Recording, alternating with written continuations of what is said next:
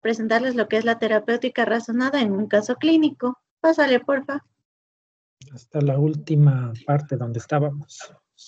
Ya, pasa.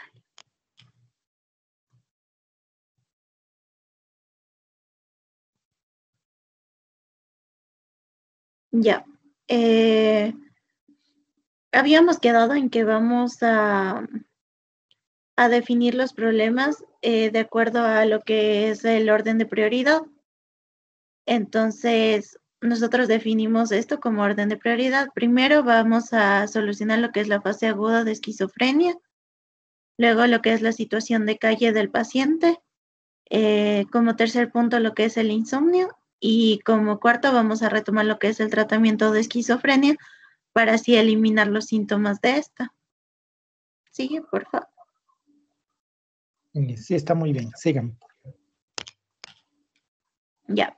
Entonces, como les dije, esto es parte de nuestro objetivo, el solucionar esos problemas que definimos en orden de prioridad. Sigue, por favor. Ya. Para comenzar, vamos a solucionar la fase aguda de la esquizofrenia que tuvo este paciente con lo que es el haloperidol, ya que este es un neuroléptico de gran potencia que va a ser útil en lo que es el manejo de la fase aguda de esquizofrenia. Además, este va a controlar lo que es... Un ratito. A ver, entonces, con esto de definir problemas, ¿no? Como les decía, sí existe esto de el enfoque basado en problemas que se utiliza, por ejemplo, en medicina interna. En realidad es subjetivo, es cierto. Como les decía, hay una universidad privada que tiene esto de aprendizaje basado también en problemas. Entonces, hay que tomar en cuenta que es un paradigma o una forma de estructurar, se puede decir un esquema mental, que es el paradigma, para tratar en este caso de enseñar algo, ¿no? Sirve mucho para el manejo de pacientes. No quiere decir que ustedes definan un problema y hay una forma, digamos, muy correcta o muy errada de hacerlo. En la práctica diaria, como ya vamos a ver en el artículo que vamos a leer hoy, van a ver que la práctica diaria no es el ideal que está en los libros. Muchos pacientes, como están en los libros, no se parecen a la práctica clínica diaria. Es decir, ustedes ven un paciente que si le das, qué sé yo, el antidiabético oral las 3 veces al día, la metformina y todo, según el libro todo va a ir bien. Pero eso no siempre va a ocurrir. Es un ser humano que tiene también otras dificultades. Y hablábamos de que hay un enfoque trabajo integrado. Es decir, no trabajas tú aisladamente, trabajas con otros profesionales de la salud. Esa es la vida real. No se parece para nada a Anatomía de Grey. En el Ecuador no se parece para nada a Doctor House, a Good Doctor, no sé qué otra cosa. O sea, eso sí tienen que tener cuidado. No se parece para nada. Nosotros en Latinoamérica tenemos otra forma de manejar la salud. Es otra realidad. Sí, entonces definir problemas nos ayuda como a fragmentar este enfoque y según eso definir otros objetivos pequeñitos para cada problema. Como decíamos, es el enfoque cartesiano, método cartesiano, ¿no? Tomarán en cuenta eso. Entonces, ahorita tenemos una fase aguda, como quieran definirle el problema. Esa es la fase aguda, es un paciente con descompensación aguda, como dice la esquizofrenia descompensada, con un cuadro psicótico agudo. Ese es el problema que tengo ahorita. Y para eso tengo que plantearme qué objetivos nomás debo para esa fase aguda. Entonces, a ver, alguien de la palestra que me ayude con eso. ¿Estuvo claro o no? Antes que nada.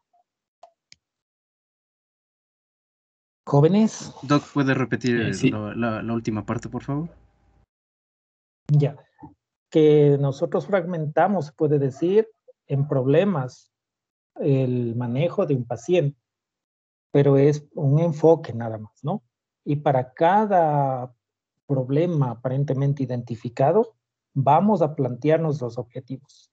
Y en este caso tenemos un problema, que es el agudo, ¿no es cierto? Y como decía, le pueden poner el nombre que quieran, descompensación, recaída cuadro agudo, psicótico agudo, lo como quiera. ¿Y qué objetivos nomás debería plantearme? En este caso, no alguien del grupo, sino otra persona. Pues, por ejemplo, no sé si Mary Guamán nos podría ayudar con eso.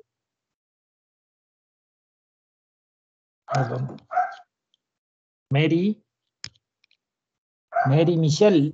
Sí, buenas tardes. Entonces, para este problema del cuadro agudo, ¿qué objetivos nomás deberíamos plantear? Sería el controlar Mm.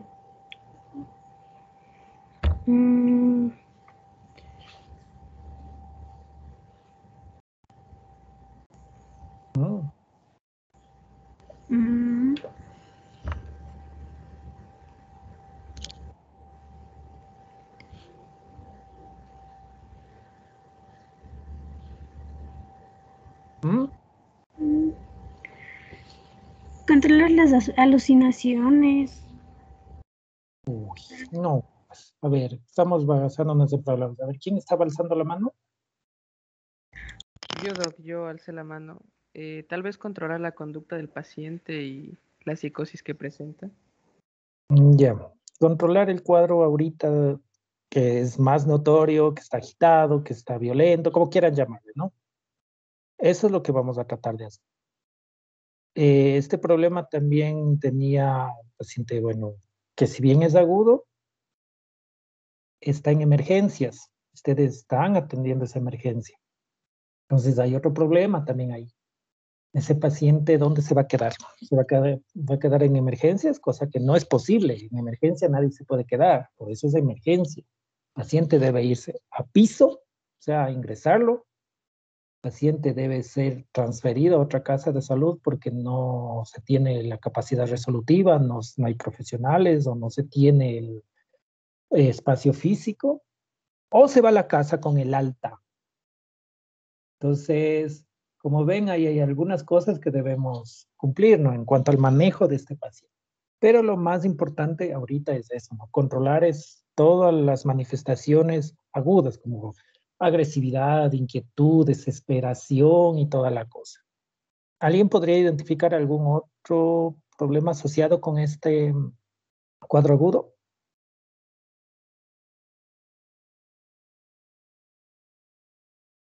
Otro objetivo, perdón.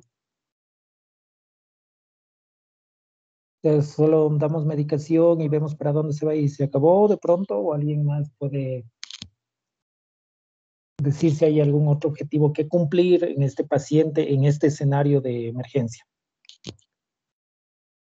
Tal vez, doctor, fijarnos en el problema de insomnio que también está presentando el paciente. Ya, pero si le metes el haloperidol, que como ya vamos a ver, se queda noqueado. Entonces ahí sí se acabó el problema. Si tú lo manejaste como un problema aparte o como un objetivo aparte, ya vamos a ver eso, ¿no? El momento de dar el tratamiento tal vez resuelvas varios problemas a la vez. ¿Algo más?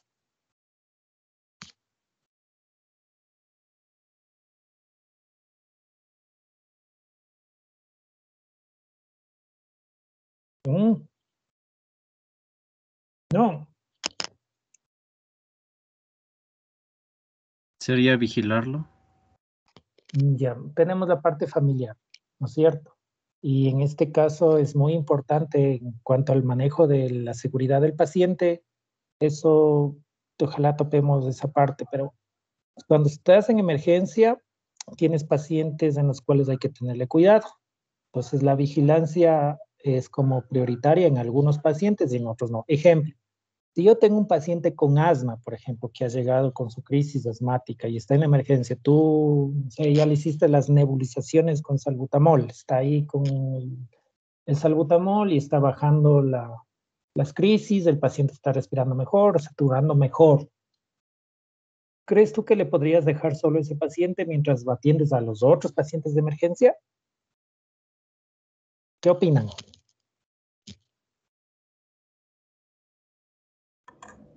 Yo creo que no, porque el paciente puede tener otra crisis, entonces si no hay alguien al lado que le esté vigilando, podría tener consecuencias fatales. Ya. Bueno, entonces vamos con otro ejemplo. Paciente igual que va a emergencia y este paciente ha tenido, digamos, va a triaje. Tú estás en triaje. Este paciente tiene una amigdalitis bacteriana, entonces descartas que sea una emergencia. Le das tratamiento y con eso resuelves el problema y alcanzas el objetivo. Ahora, tienes un paciente que ha intentado matarse. ¿A cuál de los dos le dejas solo? ¿O a los dos les tienes que acompañar? ¿O cómo manejarían estos dos escenarios?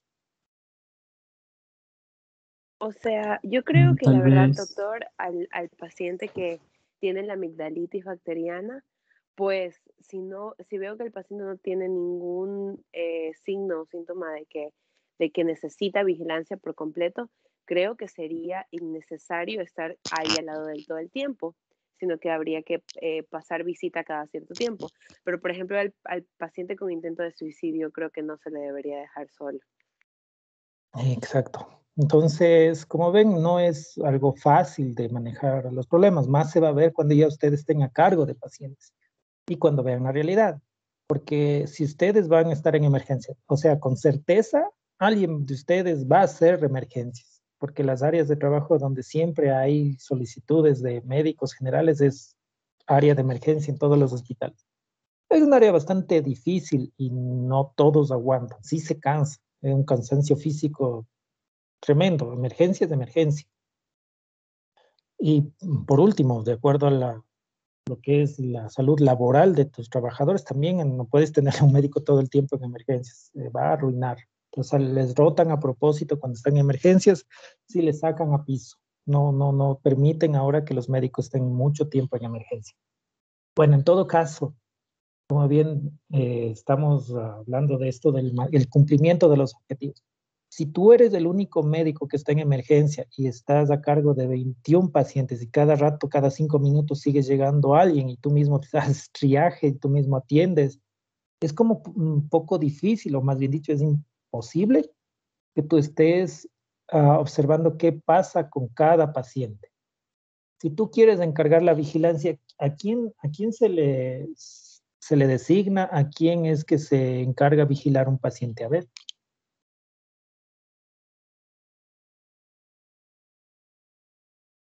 ¿Algún interno o tal vez una enfermera? A ustedes mismos. Ya, bueno, lo que hacen es, por eso el trabajo en equipo. Ustedes trabajan con las enfermeras y es así, dicen, vamos a tener que vigilar a este paciente.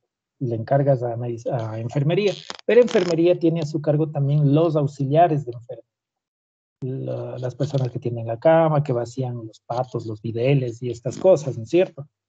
Pues con ellos también se trabaja. Sí, en algunos lugares echan mano de los esclavos rotativos, que dicen, de los internos rotativos. Pero tienes que dejar ese problema resuelto. El paciente no puede quedar solo si es que tú consideras que hay un riesgo para él o para la familia. Si eso no existe o no es posible, ahí es donde llamas a la familia y le plantas al paciente ahí. En este caso, volviendo al caso clínico, ¿hay que dejarlo solo o no? No hay que dejarlo solo. Ya, eso. Un paciente, recuerden que tiene una conducta alterada y está en un cuadro así muy florido, entonces habría que plantearse eso, ¿no? Tener al paciente con vigilancia y eso lo va a hacer o enfermería y si no hay, te dice, disculpe, doctor, como sea que te trata y dice, yo no voy a poder hacer esto, tengo que poner medicación, nos vemos. Uy, que si puede mandar un auxiliar. No hay auxiliares, justo tienen permiso sindical. Como ellos tienen sindicato, hoy no velamos con auxiliar. Híjole, entonces, ahí sí es donde buscas al familiar, entonces ahora sí lo plantas. Que lo lógico es utilizar personal capacitado, ¿no es cierto? Personal del hospital. Pero cuando ya no tienes todo eso, entonces ahí es donde le llamas al familiar y le plantas, pones acompañamiento familiar permanente. Personas que tienen esto, ¿no? Si hay riesgo de suicidio, chuta, familiar ahí lo plantas. Si es un paciente así que está todavía que no se puede manejar, lo plantas ahí. No para que esté bien todo lo que hace, sino cuando ya tú no vas a estar ahí. Sí mismo como dicen, si tienen algún paciente, como por ejemplo paciente pediátrico, por eso hay hasta lugares adecuados para que la madre o el padre del niño estén al lado. Eso. Ahora, volviendo a lo nuestro, estamos viendo farmacología. Entonces, vamos a elegir un medicamento que esté enfocado a este problema del manejo agudo de este cuadro clínico. Entonces, ahora sí, ¿qué medicamento vamos a elegir? Hemos Ya. elegido. Sí, sí. Ya. Bueno, hemos elegido el medicamento que es el haloperidol, porque se destaca por ser un neuroléptico, como dice aquí, de una gran potencia. Es útil en el manejo de la fase aguda de la esquizofrenia y también de otros episodios agudos también de manía. Va a controlar la conducta violenta del paciente y también le va a ayudar a su problema de insomnio. También Ya. ayuda a la control y agitación y agresividad y las conductas de evitación que también presenta el paciente. Ya, está bien. Bueno, no son conductas de evitación, está suspicaz. Evitar es cuando tú te asaltaron, te violaron y evitas pasar por el mismo lugar. Esa es evitación. A ver, entonces, ¿alguien más concuerda, no concuerda con el manejo de este fármaco o tiene otras opciones de fármacos?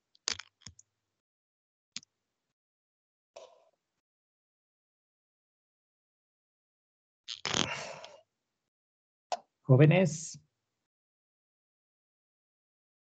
A ver, Kevin Alexander Cando. Sí, doc. A ver, otras opciones de medicamentos. Recuerden que una de las lógicas en lo que es la guía de la buena prescripción es que manejas un pool de medicamentos, ¿no es cierto? O sea, hay una opción. ¿Podría haber otra?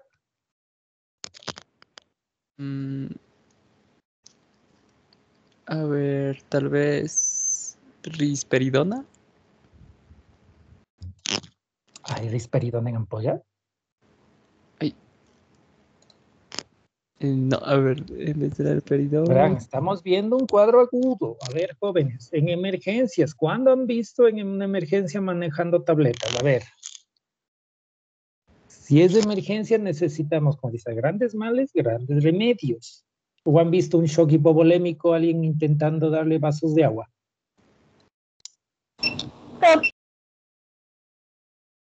Tal vez podría ser olanzapina. Ya. ¿Alguien más? Levomepromacina. Ya. Bueno, en este caso recuerden que el momento que vas a plantear un tratamiento y el momento de elegir un fármaco, tienes que tener tus fármacos, ¿no? ¿Qué tal si no encuentras el haloperidol? ¿Qué vamos a hacer ahí? Hasta ahí llegamos. Por eso es la lógica de tener un pool de fármacos y saberte bien estos fármacos, qué hacen cada uno, para que puedas manejar. ¿Sabe qué? No encuentro el haloperidol, entonces ahí vas con el otro y con el otro. ¿Sí? A ver, en el caso de, siempre, lógica de un manejo en emergencia. Si es de emergencia y está adentro es porque es un caso agudo y que necesita ser resuelto lo más pronto. En cuanto a manejo incluso de fármacos, no sé, si han visto una emergencia hipertensiva, ¿creen ustedes que se deba manejar con bomba de nitroglicerina o vamos a dar recién en enalapril por vía oral? ¿Qué opinan ustedes?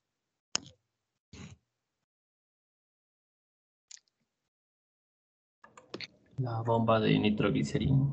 Eso. Bomba. Si es un paciente que está en plena crisis asmática y viene a emergencia porque hasta está cianótico ya.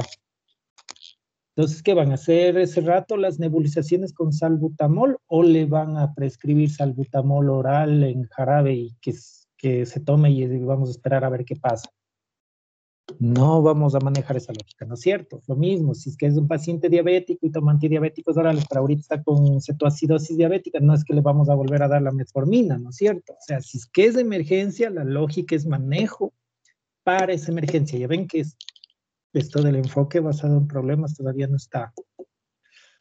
Bueno, entonces continuamos. Han elegido el haloperidol. Ahora sí, ¿por qué eligieron el haloperidol de nuevo? Porfa.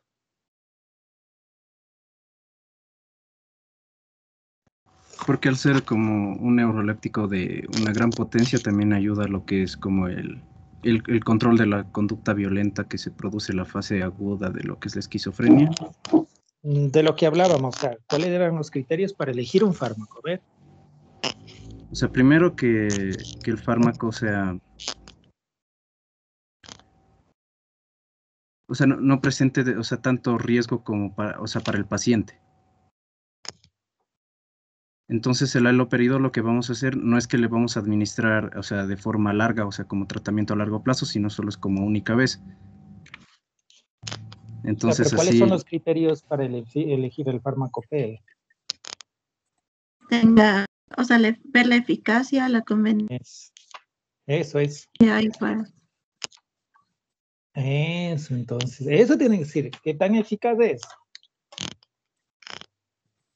Nosotros vimos varios fármacos, el haloperidol, porque era como el para controlar al paciente. Además es conveniente ya que al ser inyectable es de controlar al paciente. Ya tienen esa tablita de Dentro del comparación. De pronto tienen esa tabla de comparación de los medicamentos así, eficacia, seguridad, conveniencia. No, solo le hicimos, o sea, nosotros íbamos viendo cada fármaco y de ahí escogíamos ese, no hicimos una tabla. Sí es conveniente hacer eso porque puede hacerlo con cruces, como quiera que se acomoden, pero el objetivo es que todos vayan viendo ese razonamiento, ¿no? Porque hay algunos que, por ejemplo, no ven, la risperidona puede ser muy efectiva, es verdad, pero no es conveniente porque no tiene una forma farmacéutica que sea para su uso en emergencia. O sea, vamos haciendo o descartando de acuerdo a esos criterios. Pues, por ejemplo, lo que ustedes dijeron, el haloperidol es eficaz. Lo que propusieron por ahí, la olanzapina también es eficaz, muy eficaz en eso. La levomepromacina ni se diga. Por eso debe haber la comparación. ¿Qué tan seguro es el haloperidol en este caso?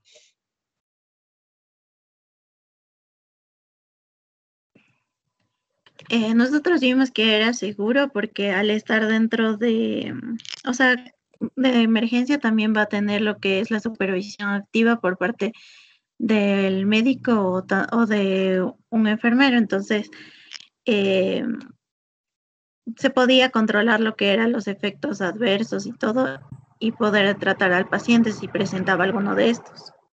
Ya. Antes de olvidarme, el otro grupo que le toca, ¿tiene hecho esta tablita del fármaco P para otros medicamentos? En comparación.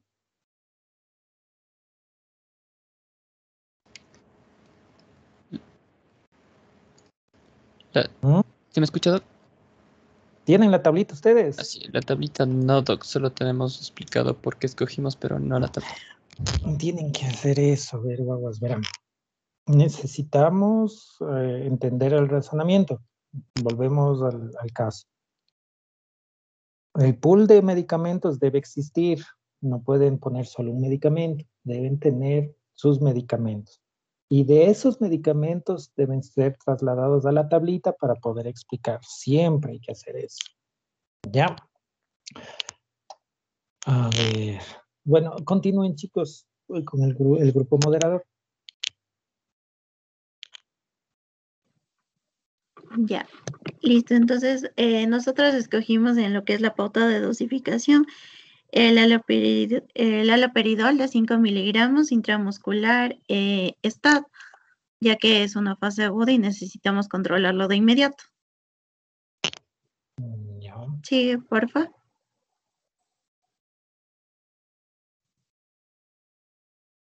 Ya.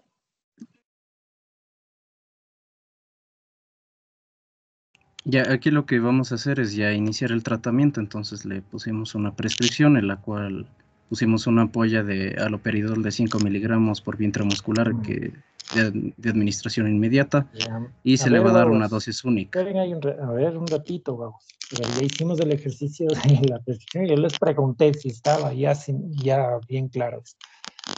¿Cómo es la estructura de una prescripción? A ver. ¿Qué es lo que va primero?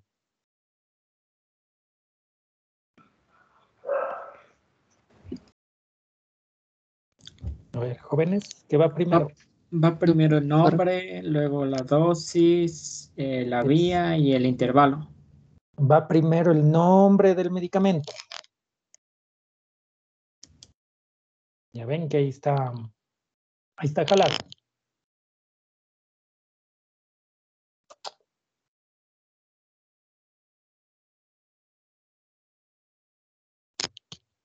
A ver, verán. ¿Dónde se anota la prescripción? En la historia clínica. Ya. ¿Ese formato que está ahí, qué es? ¿Es historia clínica o es una receta de consulta externa? Una receta de consulta externa, ¿no? Ya ven, ahí estamos jalándonos las cuadras, pero olímpicamente entonces. Una cosa es prescripción y hablamos dónde van las prescripciones. Y en qué lenguaje y en qué estructura, ¿no es cierto? El lenguaje y la estructura tienen ese sentido porque quien va a revisar eso son otros médicos como ustedes, la enfermera que también sabe de esto, el enfermero, incluso los bioquímicos son los que manejan esta estructura. O sea, el bioquímico, por ejemplo, como ya vamos al caso de la artritis reumatoidea, hay algunos que utilizan el rituximab, biológicos, ¿no? Cada ampolla, cada vial de rituximab está en $1,124, algo así. Entonces, el bioquímico viene a ver que pongas esa ampolla y te ve la prescripción en la historia clínica. O si es electrónico, igual. Hace la captura de pantalla o verifica la prescripción y el número de viales que va a darle al paciente. Por eso es importante manejar sea la estructura como habíamos quedado, pero verán que eso ya vimos. Esa parte no está bien hecha. A ver, ¿qué más tienen?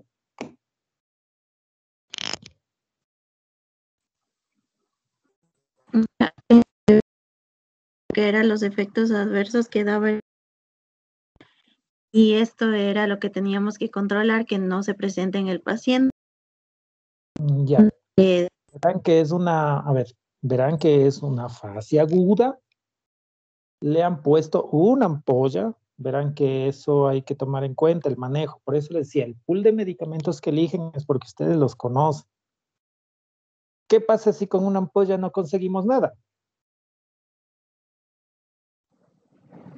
Eso estaba dentro de lo que, o sea, íbamos a hablar luego, que era la revisión activa. Si es que no conseguimos nada, también se puede repetir la dosis de 8. Todo eso tienen que poner. Pero bueno, en efectos secundarios. ¿Qué efectos secundarios son los agudos con este medicamento? A ver. Ya, frecuente que se da era lo que es el parkinsonismo piramidal, lo que es la disminución de la libido, aumento de peso, disfunción eréctil y ansiedad. O sea, ¿estamos hablando de que un paciente en emergencia va a aumentar de peso? No, lo que pasa es que eso es cuando da varias dosis. No solo varias dosis. Para que alguien aumente de peso tiene que haber un límite de tiempo bien largo. Yo no he visto aumentar a alguien de peso en horas. ¿O ustedes sí? No. Emergencia no, o volvemos de emergencia, el escenario es de emergencia. En emergencia no tienes pacientes a largo plazo. Okay. Dentro de emergencia vimos lo que no debería de haber fiebre, ni rigidez muscular, ni confusión, ni, o sea, sudoración. A ver, escúchenme una cosa. Disfunción eréctil. ¿Ese paciente va a tener relaciones sexuales mientras está en emergencia? ¿O cómo es la cosa?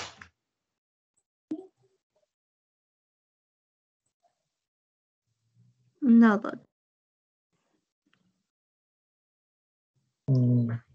Ya.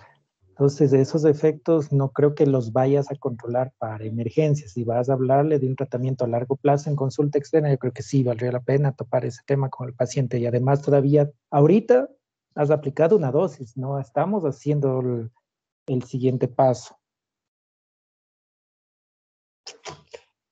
Ansiedad. A ver, ¿cuál es la diferencia entre acaticia y ansiedad?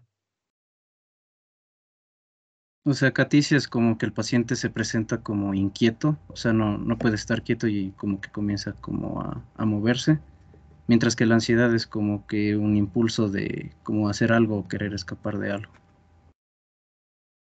O sea, mostrarse ¿Alguien más ansioso. ya. ¿Alguien más me puede ayudar con esa aclaración, esos dos términos?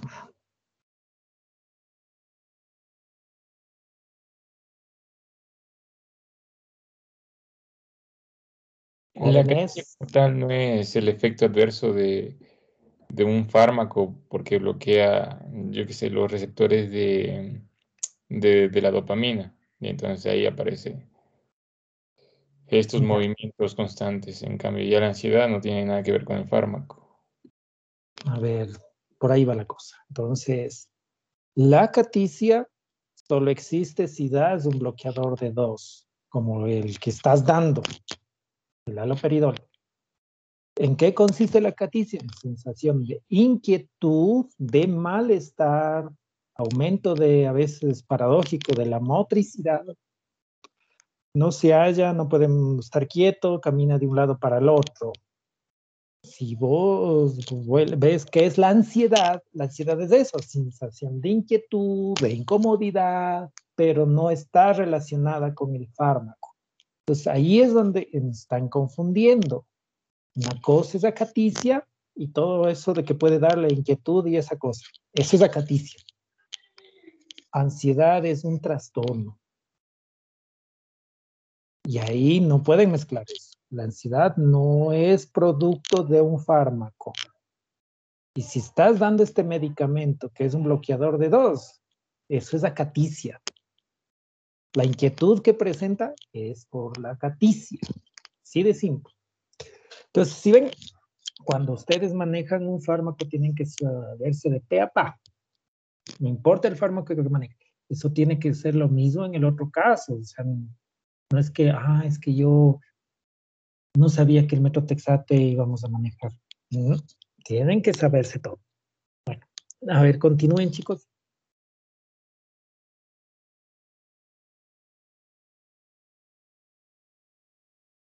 Bueno, aquí tenemos también lo de la supervisión activa, que, o sea, aquí se debe o sea, debe de prestarse atención a ver si el paciente presenta los efectos secundarios del medicamento.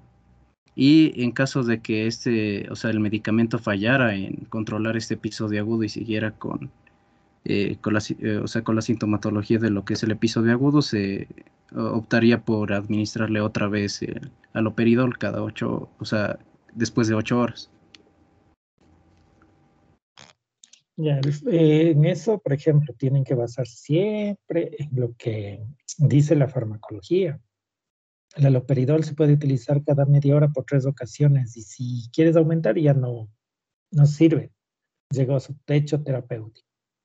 Los efectos secundarios que manejamos son los efectos que van a aparecer en el intervalo que estamos viendo al paciente, o sea, los efectos agudos que puede aparecer. Aumento de peso no voy a verlo en la emergencia. Voy a ver eso si en cambio estoy en la consulta externa de atención primaria. La disfunción eréctil cuando ha estado en la casa y viene con la pareja y bueno, comenta eso. Ahí es donde van a trabajar esos efectos. En el caso del paciente, entonces, si no se ha reducido, si no ha bajado toda esa inquietud que había, vamos a volver a utilizar otra dosis, 3 dosis. Si eso no ocurre, vamos a tener que añadir otro fármaco. Por eso lo del pool de fármacos. Tienen que tener un grupo de fármacos que ustedes se conozcan para cada uno de estos casos. A ver, continúen.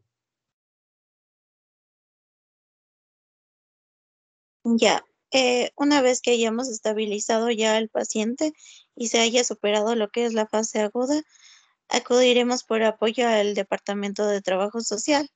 Esto va a ser con la finalidad de que el paciente pueda recibir ayuda con lo que es la situación de calle y también con el descuido de su aspecto físico. Hay algo, esperen Luego un de ratito, haber solucionado eso, más bien antes. A ver, el paciente va para dónde? Lo que decíamos, tres opciones. Va para adentro en el mismo hospital, o sea, es ingresado a piso, en este caso sería medicina interna, si no hay un piso específico, ya saben, ¿no es cierto? Eso. Tienen diabético y no saben a dónde mandar, se ingresa a medicina interna. Paciente cardiológico con, no sé, insuficiencia cardíaca descompensada, va para medicina interna. Y en este caso, si es neurológico, psiquiátrico, como dicen, iría para medicina interna si va para ingreso. Entonces, este paciente no va a vivir eternamente en la emergencia. Va para el hospital, o sea, ingresa a piso, se va a otro hospital o se va a la casa. En este caso tendría que ser alta, porque hasta aquí no hay el problema de que el paciente o la familia pide el alta. Entonces, ¿para dónde va? Ese es el problema que hay que resolver primero. A ver. ¿Sería hacia un albergue? No sé, En caso de que no pueda regresar a la casa. a ver, pero este paciente ¿a dónde va? Sí, criterio médico estamos hablando. O sea, un albergue, es un lugar donde permiten a una persona sin hogar que se quede.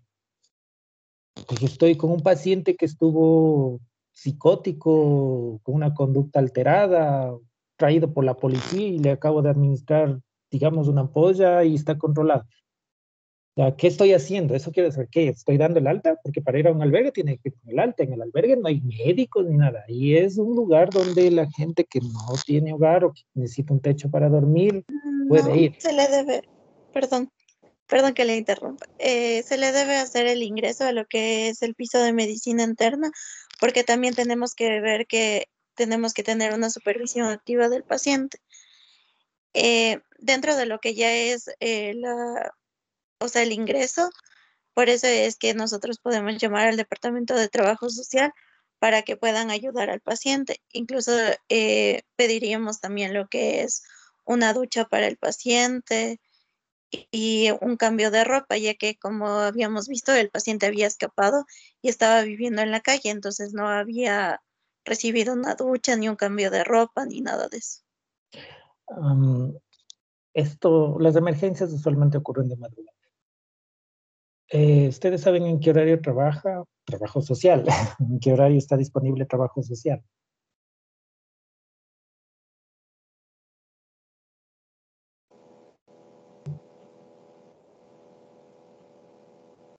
¿Alguien sabe? Creo que saben entender como que horario de oficina, de 8 a 5 de la tarde.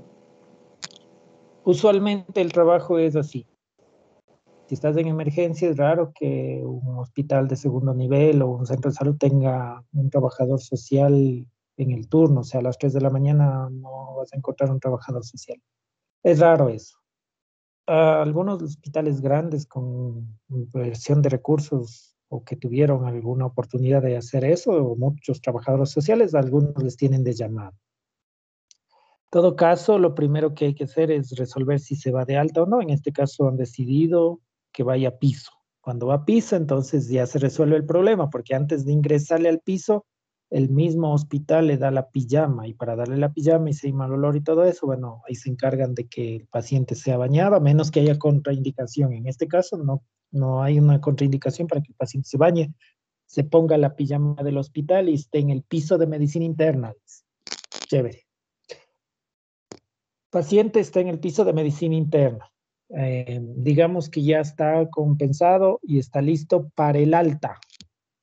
Tú como médico ahora tratante de medicina interna dices, bueno, este paciente ya está tranquilo, no ha pasado nada, le hemos mantenido con el haloperidol, pero ahorita ya toca quitarle el haloperidol y tiene que irse de este hospital. Necesito la cama para otro paciente. ¿A dónde va ahora? Doc, ¿sería Ahí, control por consulta o con servicio? servicio de psiquiatría. Ya, mandas a consulta externa, ¿ya? ¿Y qué más? ¿Con quién se va? ¿Cómo se va? O sea, sería tal vez de contactar primero a la familia a ver si lo puede recibir, o sea, en primera Ya. instancia. Cuando va con el alta, tiene que ir con el alta con el familiar, ¿no es cierto? Pero eso sí, y la responsabilidad de todos termina en la puerta del hospital. Por eso es que ustedes han de haber visto que en Estados Unidos o en las películas gringas al paciente le ponen en una silla de ruedas, así no necesite, y le llevan, si es posible, hasta el parqueadero. Una vez que eso ocurre, ahí sí ya no es responsabilidad. Pero si ese paciente caminando por el hall, por el salón principal del Eugenio Espejo, se cae y se doble el tobillo, eso es culpa del hospital. Sí sabían eso, ¿verdad? No, Es responsabilidad de todos los que están en el hospital el cuidado del paciente mientras está dentro de las instalaciones. Tienen que tener cuidado con eso. ¿Sí? Entonces, por eso lo del alta, que muchos hacen alta con familiares y de eso se encarga trabajo social, como ustedes ya le llamaron. Si está con familiares, se va para la consulta externa. ¿No es cierto? Ahora, digamos que este paciente no tiene familiares. Ahí es donde vas a buscar al albergue.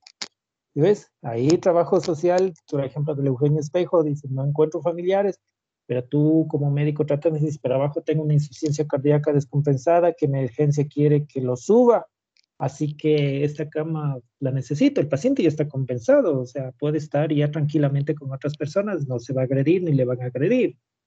Ahí es donde trabajo social va a tramitar que vaya al albergue hasta ubicar familiares, o hasta que pueda pasar un tiempo más largo incluso. Sí, entonces, ven, el problema este de la situación de calle puede resolverse yendo con la familia, lo cual hace trabajo social, no ustedes, o puede irse al albergue, lo cual también hace trabajo social, no ustedes. Y en todo caso, el cuidado debe continuar, ¿verdad? Ya el cuadro agudo se resolvió con el haloperidol. Ahora sí, ¿con qué se va de medicación oral? ¿Qué opinan?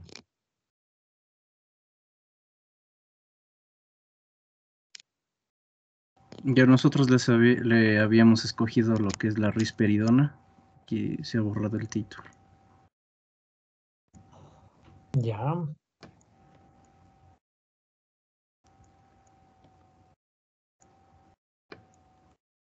Ya, básicamente le escogimos la risperidona porque una es eficaz porque permite el control de la sintomatología de la esquizofrenia. Y es un tratamiento también relativamente seguro a largo plazo porque no hay este efecto de los antipsicóticos típicos que era lo de los efectos extrapiramidales a largo plazo y todos los anteriores síntomas que hemos mencionado o efectos adversos.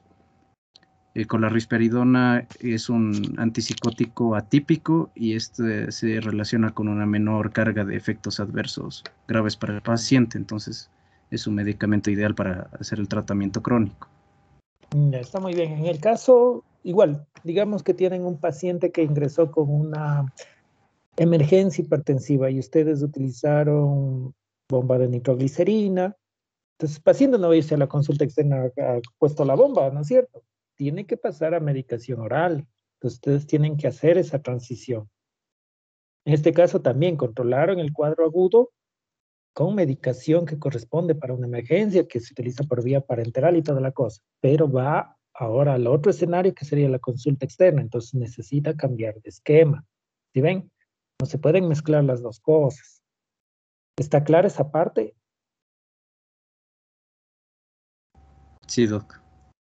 Ya, perfecto, lo mismo, vuelvo, otro ejemplo, el paciente con epilepsia hizo un estatus, entonces tú le impregnaste con fenitoína, ya está con la fenitoína intravenosa cada 8 horas, se ha compensado, no ha vuelto a convulsionar, está bien, no hay confusión, el paciente está estable, entonces ahora sí, se va a la consulta externa de nuevo, pero no le voy a mandar con la fenitoína intravenosa, ¿no es cierto? Agarrado la bomba y el microgotero a la casa. Entonces, así mismo necesita hacer la transición y ahora es otro tipo de problema. Vamos a buscar, en cambio, el tratamiento para consulta externa. Perfecto. ¿Con qué formulario es que el paciente debe ir a la consulta externa? ¿Con qué le mandas? ¿Le anotas así en una servilleta, en un papelito por ahí, un cuaderno? ¿Cómo es eso?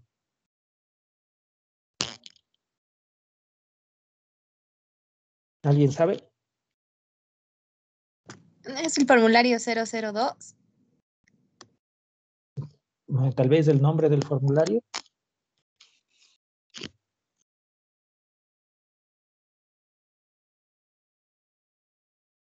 ¿Alguien sabe el nombre? O sea, hay los formularios de la historia clínica tienen nombre.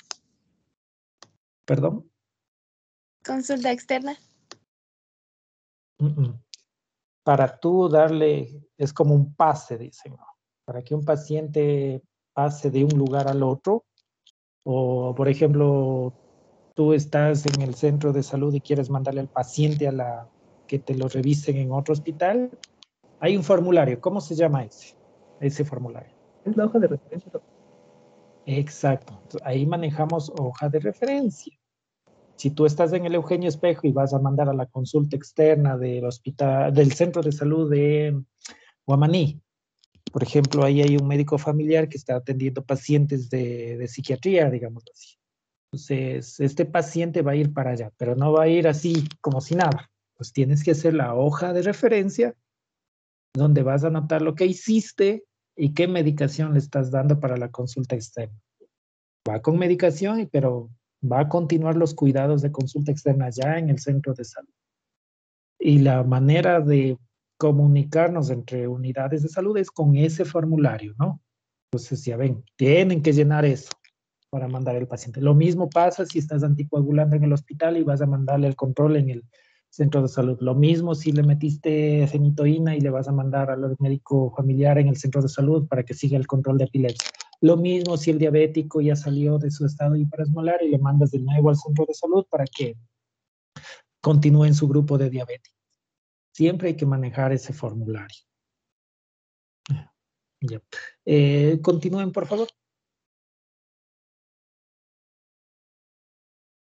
Ya, dentro de lo que es la pauta de dosificación de la risperidona, vamos a ver que nuestra dosis inicial va a ser de 2 miligramos por día vía oral cada día. Después de esto, tenemos que incrementar la dosis, ya que nuestra dosis objetivo recomendada es de 4 a 8 miligramos por día.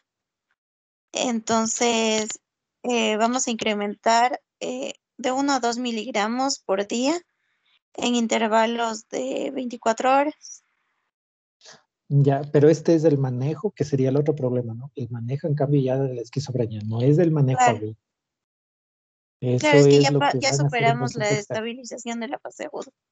Ajá, pero tomen en cuenta que ese era otro problema, ¿no? El agudo era un problema y ahora es mantenerle en tratamiento en fase crónica, que sería el otro problema.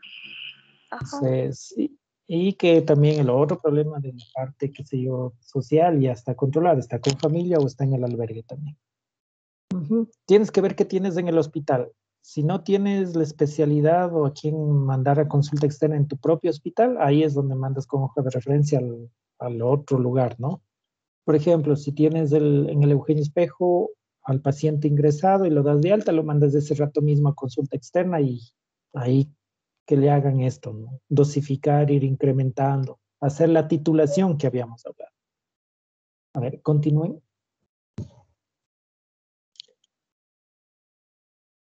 Listo, con respecto a la duración del tratamiento, para la esquizofrenia el tratamiento ya es, o sea, de por vida ya es por un tiempo más prolongado, entonces se elegiría esa forma de duración de tratamiento. Ya. ¿Qué más? Ya. A ver, ese sí es una receta de consulta externa, ¿no es cierto? Sí. ¿O no? Sí. Sí, es una receta. Ya. Recuérdense igual la estructura. Va el nombre, va la concentración, va la presentación y el número. No es prescripción, guaguas. ¿No es cierto? Porque ahí está, BO dice, ¿qué quiere decir BO? Vía oral. Está de más el veo. Ya, pero eso no va en una receta. Sí, está de más el veo, disculpe. Incluso la caja está de más, porque solo pones la cantidad en números y en letras y nada más. Porque, ¿qué tal si la risperidona viene en cajitas de 10 o cajitas de 5? De eso no sabemos. Solo pones la cantidad en números y en letras. Hasta ahí. Y en las indicaciones, ahí en cambio, vamos a indicar al paciente en términos que él entienda cómo debe tomar la risperidona. Entonces tiene que ser, como comentaban al inicio de esta discusión, tiene que ser en una forma que el paciente entienda. Por ejemplo, tomar bioral un comprimido, 2 miligramos una vez al día. Tienen que ponerle en términos que el paciente entienda, ¿no? Tomarse una tableta, y ahí hablábamos, con el desayuno, con la merienda, o sea, ligar a algo que sea habitual para el paciente. Por ejemplo, un comprimido cada 12 horas, eso no es para el paciente. Tienes que especificarle exactamente cómo debe tomar. Si es cada 12 horas, en la indicación iría, tiene que tomarse este medicamento exactamente. Si se toma a las 7 de la mañana, a las 7 de la noche. Si se toma a las 6 de la mañana, a las 6 de la noche. ¿A qué horas le es más fácil tomar? Es que yo me levanto a las 7 y esa hora, con certeza, yo ya estoy despierto y desayunando. Entonces, se va a tomar 7 de la mañana, 7 de la noche. ¿Sí? Trabajas con el entorno del paciente. Si le dejas cada 12 horas, el paciente no va a entender. ¿Sí? Listo, Doc. Ya. A ver, ¿qué más?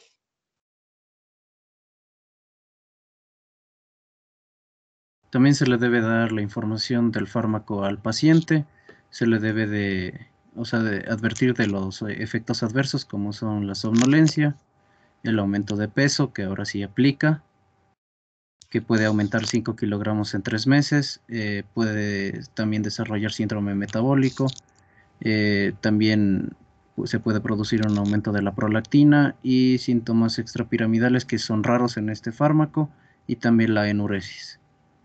Ya, muy bien. Entonces, ahí sí van a manejar los efectos secundarios que pueden aparecer en este tratamiento a largo plazo. Como ustedes están manejando ya este problema del tratamiento crónico, sí tienen que explicarle al paciente en términos que él entienda qué es eso, que son los efectos extrapiramidales, por ejemplo, si es que ocurre. Otra cosa, nunca está de más decirle a todos los pacientes que guarden sus medicamentos en un lugar seguro, sea cual sea. Hay una cantidad impresionante de familiares, niños, mascotas que se han comido no solo estos medicamentos, sino se han tomado, por ejemplo, el paracetamol. Una señora ha sabido comprar por cajas del Finalin, no sabía que vendían por cajas de 100. Y claro, lo tenía botado ahí porque al fin de cuentas era solo Finalin. Pero sí, la sobrina se había tomado 52, algo así. Y la señora se había demorado porque decía es que solo Finalin. Pero ustedes saben que intoxicación con paracetamol da insuficiencia hepática, ¿no es cierto? Entonces, puede pasar con cualquier medicamento.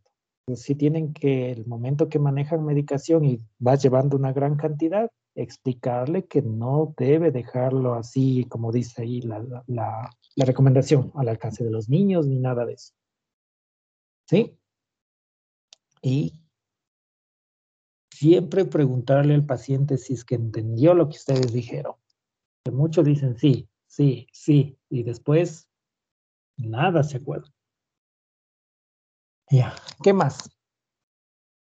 Ya también, la explicación de que, el paciente explicarle que este tratamiento ya es de por vida, no tiene un tiempo límite de duración, y también lo que ya se mencionó de lo del almacenamiento, que debe de estar fuera del alcance de los niños, almacenado a una temperatura ambiente, lejos del exceso de calor y la humedad.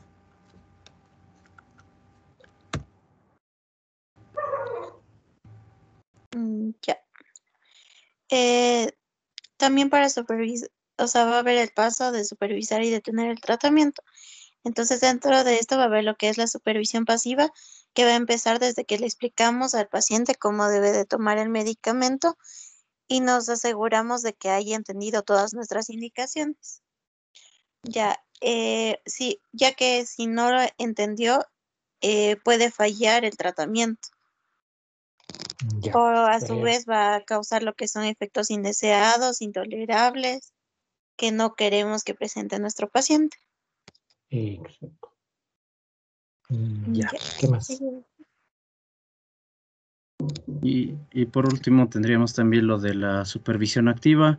Esto sería ya, o sea, podría requerirse si es que el paciente presenta alguno de los efectos adversos de forma intolerable y que persisten estos con la medicación. Entonces, en ese caso se debe de identificar qué falló en el tratamiento y también, de ser necesario, se debería de iniciar, o sea, un proceso nuevo o ver otras alternativas de tratamiento a la risperidona. En este Ya, caso muy también bien. la supervisión activa sería hecha mediante estos, o sea, controles que debe de ir siguiendo el paciente como de vigilancia, o sea, cada cierto tiempo volver a visitar al médico. Ya, muy bien. ¿Qué más?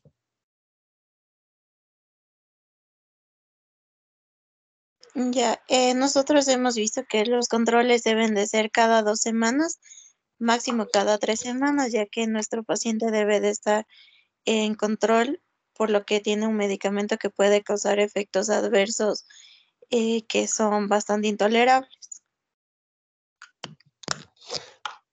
Bueno, en este caso siempre revisen las guías de práctica clínica, que hay casi para todo. En el caso del Ecuador, ya hay algunas guías de práctica clínica. Me parece que están algunas desactualizadas, pero las NICE, esas siempre están actualizando y se podría tomar como puntos de referencia. Por ejemplo, si ya tienes un paciente que ha tomado años de años estos medicamentos, ahí recomienda que las citas, por ejemplo, sean mensuales, por ejemplo. Y vas viendo eso. En cambio, si tú estás con un paciente con válvulas cardíacas protésicas y está con anticoagulación, depende de si es heparina de bajo peso molecular, por ejemplo, para establecer la frecuencia de los controles. Si están en las guías de práctica clínica eso. Entonces, siempre que encuentren una guía de práctica clínica, traten de ver la recomendación, ¿no?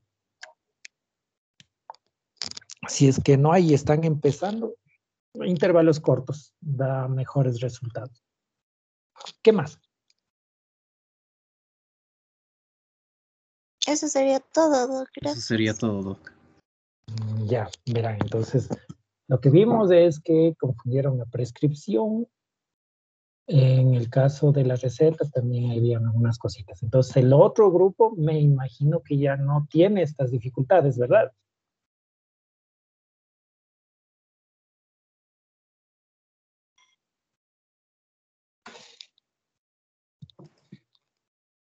Jóvenes, los del siguiente grupo. Sí, Doc. Ustedes ya superaron todas estas dificultades, entonces. Eso espera. ¿Sí o no? Sí, Doc. Ya, entonces vamos. Por favor, para que dejen de compartir y vamos con el otro grupo.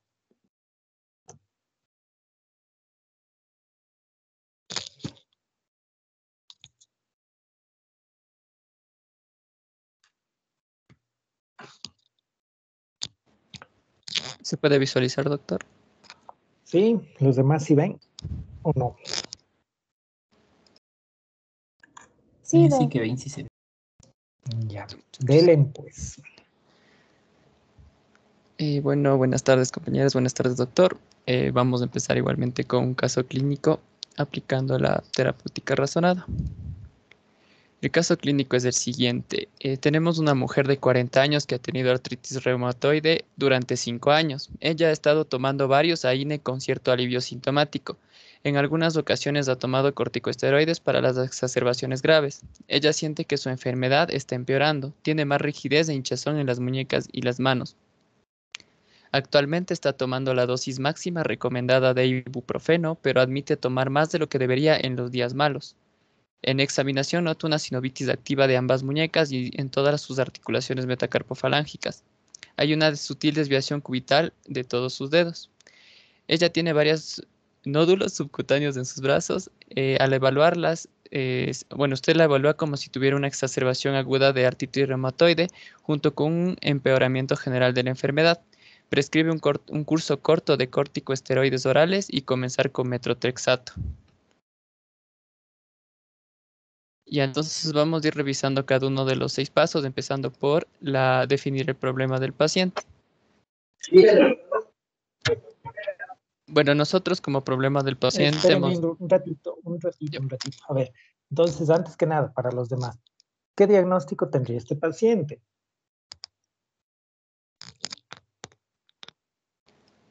nosotros consideramos de la artritis reumatoide, pero ya con un grado crónico, porque ya tiene Sí, la enfermedad pero de 5 años. no, era para, o sea, para las personas, además, fuera del grupo expositor, era, bueno, ya, es artritis reumatoide. Pero bueno, entonces vamos a tratar de identificar en esta paciente con artritis reumatoidea qué problemas o en cómo podríamos enfocar el abordaje en problemas, basado en problemas, ¿no? A ver, continúen, por favor. Ya, bueno, como problemas del paciente hemos tomado en cuenta primero un abuso de medicamentos, una exacerbación del cuadro de artritis reumatoide. También la paciente presenta preocupación por la ineficacia de los medicamentos prescritos anteriormente y asimismo se nota un manejo deficiente de la enfermedad.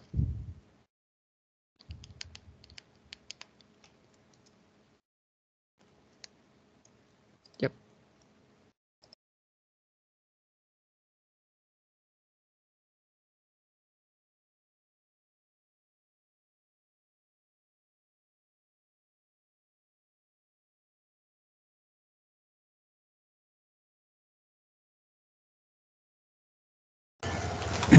Ya, continuando pues por otra parte dentro de los objetivos terapéuticos que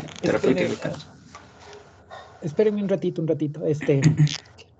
Cuando una persona no está cumpliendo las recomendaciones que ustedes dan como médicos, cuando una persona no toma los medicamentos, a veces falla con sus citas, ¿cómo se llamaría eso?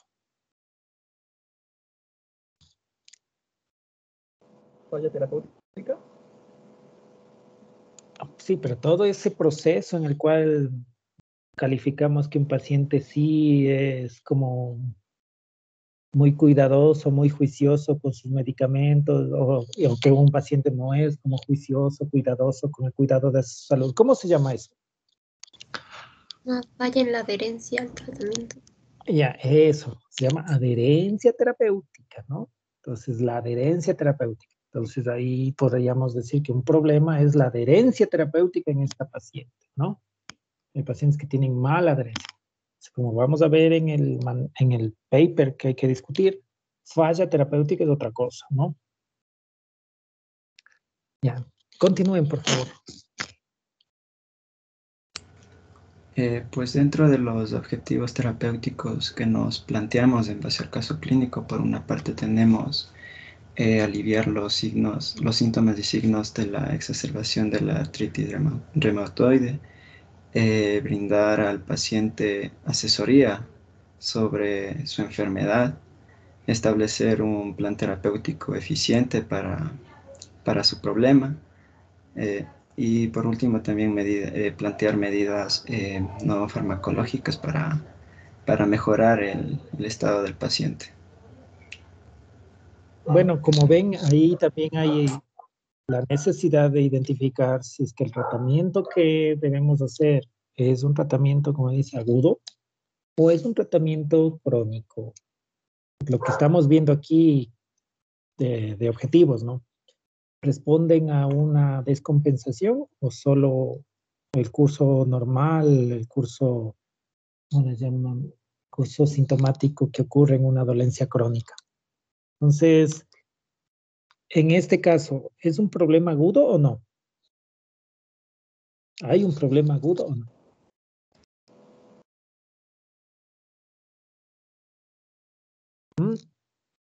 Jóvenes.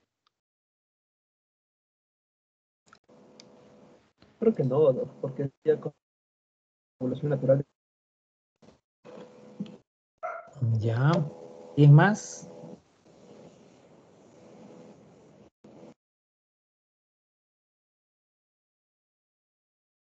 ¿Nadie más?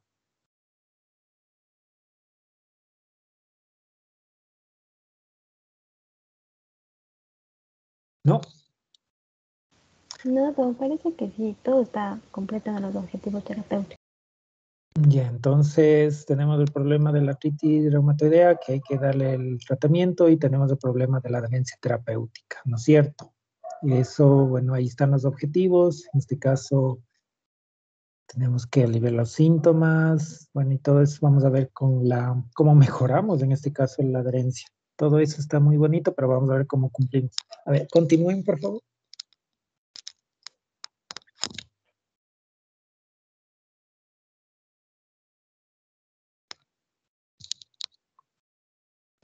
Ya. En cuanto a los fármacos que hemos escogido, tenemos, aparte de los que se mencionan al inicio, que es el metotrexato, es decir, un fármaco antirreumático modificador de la enfermedad o FAME. También en cuanto a los corticosteroides hemos escogido la prednisona, y también hemos añadido otro fármaco que ya le explicaremos por qué razón, que es el ácido fólico, que es básicamente un suplemento. A ver, ¿qué es el metotrexato, jóvenes? O sea, sí se utiliza en artritis reumatoidea, pero ¿qué farmacológicamente qué hace? Es un antineoplásico inmunomodulador. Eso, antineoplásico. Por eso es el ácido fólico, ¿no es cierto? Sí. Pero el metotrexato, tienen que tomar en cuenta eso. Es lo que se entra como de primera línea. Se lo explicamos ahorita. A ver, Madeleine. A ver, en cuanto a la eficacia, teniendo en cuenta varias guías y la información que hemos buscado, encontramos que el metotrexato, de hecho, es el fármaco de primera línea en casos de pacientes con artritis reumatoide, por sobre otros medicamentos como por ejemplo la sulfasalacina y la leflunomida, que son otros medicamentos también FAMES que se pueden también utilizar para la artritis reumatoidea. Sin embargo, el metotrexato se ha visto que ha mostrado una eficacia del 20 al 40%, a diferencia de los otros dos que les acabé de nombrar, que tiene incluso de hasta 10% en el caso de la leflunomida. Ya, seguridad. Eficacia todavía. Ya. De ahí, bueno, también estos son igualmente cuadros donde nos muestran que el metotrexato es considerado fármacos de primera línea. Y bueno, esto también es en cuanto a la eficacia. Bueno, aquí también podemos mencionar que escogimos también o sea, la combinación con con corticosteroides, ya que como se explica en este artículo, la adición de bajas dosis de esteroides, es decir, de menos 7,5 miligramos al día de prednisona o sus equivalentes, a la terapia estándar con FAME, en este caso el metotrexato en artritis reumatoide, de inicio disminuye la progresión radiológica, es decir, da buenos resultados de la enfermedad. Y asimismo, en una artritis reumatoide establecida, la adición de glucocorticoides de en dosis menor a 15 miligramos por día supone una mejoría en la actividad de la enfermedad. Ya, esperen un ratito. Verán, cuando van a escoger artículos, bueno, todavía no vemos esa parte, pero recuerden que vamos a hacer el proceso de medicina basada en evidencia.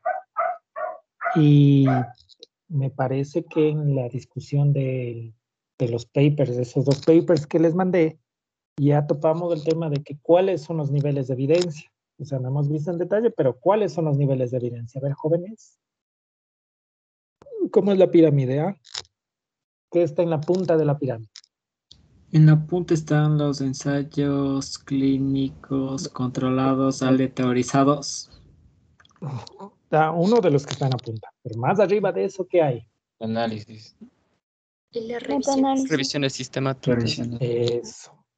Las revisiones sistemáticas, las cuales pueden o no tener metaanálisis. Se hacen metaanálisis cuando los estudios primarios que componen la revisión son homogéneos.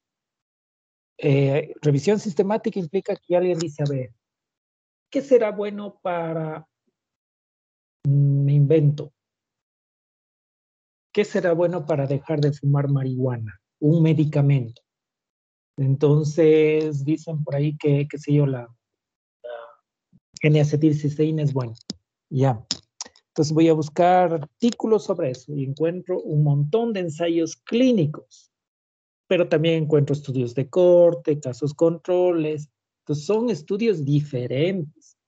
Si encuentro 30 del uno, 20 del otro, 4 del otro, no voy a poder como sacar una medida que englobe a todos, ¿no? Asimismo, digamos que tengo solo ensayos clínicos que evalúan el uso de la N-acetilcisteína para dejar de fumar marihuana. Pero el uno es hecho en animales, el otro es hecho en niños, el otro en adolescentes, el otro en adultos mayores, el otro en embarazadas. También son muy heterogéneos. Entonces ahí no puedo hacer metaanálisis. Entonces hay revisiones sistemáticas con y sin metaanálisis. Los que tienen metaanálisis están más arriba que una revisión sistemática simple. Entonces, si vamos a buscar criterios, tenemos que basarnos en esto.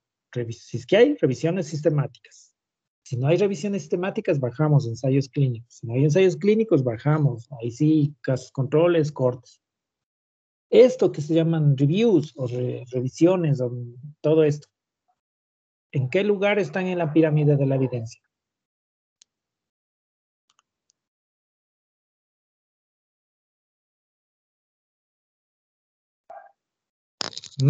¿Jóvenes?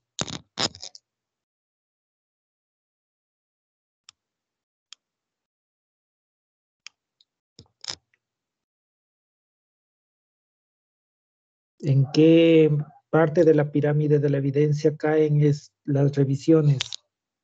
Revisiones de literatura se les llama también. O revisiones narrativas. ¿En qué parte están dentro de la evidencia? ¿Qué nivel tienen?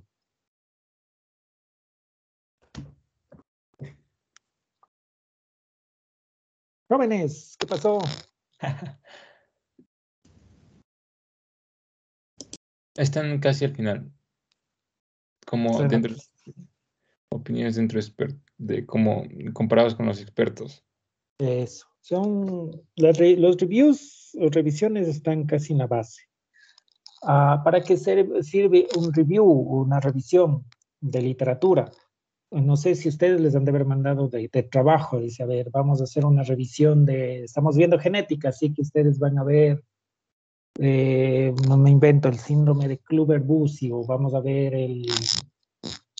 a revisar el síndrome KBG, esa alteración cromosómica específica del síndrome de KBG. Chuta, no sé qué será esa cosa. ¿Es una enfermedad rara? Claro que es una enfermedad rara. ¿Habrá metaanálisis sobre eso? No. Lo mucho van a haber revisiones o reviews. ¿Pero para qué me sirve eso? Para posicionarme y saber qué es el KBG, por qué se da, si es que hay algunos datos de fisiopatología, cuál es la prevalencia, la incidencia, y tal vez si hay alguien que se atrevió a dar algún tipo de tratamiento. Como es algo genético, no. Pero por ahí dice que sí dan, que sea suplementos, o el objetivo es que, qué sé yo, la cabeza que crece en forma rara, se le ponga un casco de remodelación neurocraneal, que si tiene problemas de aprendizaje, pues se le corrija los problemas de aprendizaje. O sea, no te dice mayor cosa. Para eso sirven las reviews, las revisiones, para posicionarte en un vacío de conocimiento, para enterarte de algo que tú no manejas.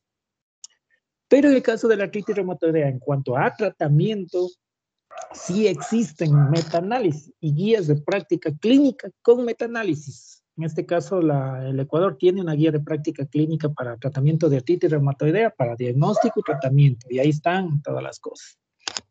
Porque así revisiones van a encontrar miles, millones, pero necesitamos manejar evidencia, ¿sí?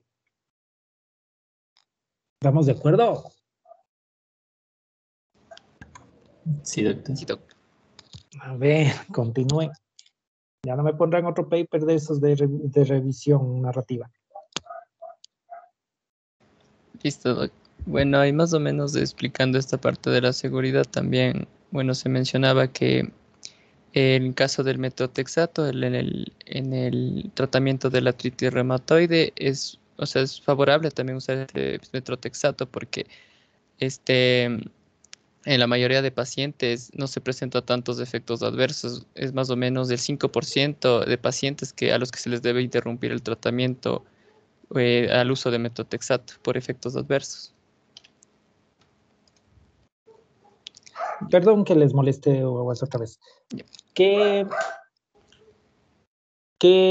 temas han visto, tienen conocimiento de investigación? ¿Qué nomás han visto en investigación? No nos han dado la materia de investigación aún. ¿En qué semestre les dan? En séptimo. En séptimo. Pero no les han dado nada. No, en la nueva malla no. Porque ahí es donde vamos a aprender cosas como estas, ¿no? Si yo hablo por ejemplo, que si el 60% de los que comen salchichas van a desarrollar cáncer de colon, chuta, me voy a alarmar, pues. ¿Suena o no suena feo eso? ¿Verdad? Pero si le saco los datos del estudio y digo que 1 de cada 2 millones de personas que comen salchichas cada semana van a desarrollar cáncer de colon. Eso es otra cosa. Si igual voy con un riesgo relativo y digo que los que comen salchichas tienen un riesgo relativo de 1.2 de desarrollar cáncer de colon, es otra cosa. Entonces, el objetivo de las revisiones sistemáticas es precisamente también eso. Por eso es uno de los niveles más altos de evidencia. Ofrecer medidas que puedan traducir una realidad digerible de por qué los datos podrían ser interpretados a favor o en contra. No solo porcentajes. Qué sé yo, damos un ejemplo. El 60% de ecuatorianos apoyan al candidato A. Chuta, ¿y por qué terminó ganando el otro candidato? Si tenía tanto porcentaje. Es porque solo es una medida descriptiva, no es una medida que en realidad pueda hacer inferencia. Sí, por eso, por favor, no utilicen esos tipos de papers, ¿ya? Bueno, continúen, por favor. Listo, Doc. Igual, como vimos en cuanto al metotrexato, se recomienda también administrar ácido fólico de dosis de 5 a 15 miligramos semanales. Esto 24 horas después de la administración del metotrexato. Ya en cuanto a la conveniencia, debemos tener en cuenta que primeramente la dosis inicial del metotrexato debe ser igualmente, o sea, administración vía oral, debe ser una vez al día hasta cumplir los 15 miligramos por semana. Solo una cosa por si acaso. ¿Se acuerdan cuando nuestro glorioso expresidente habló en la mesa de negociación cuando hubo el paro? ¿Sí se acuerdan? ¿Se acuerdan o no se acuerdan? ¿O no estuvieron aquí cuando ocurrió el paro en noviembre del 2019? Ya. Solo es una pequeña observación. El rato que comienza a hablar, dice esto. Primeramente agradezco. Y Y la señora de la nacionalidad Pacayat, no sé qué, dice en primer lugar. ¿Cuál de las dos formas es la correcta? ¿Primeramente o en primer lugar?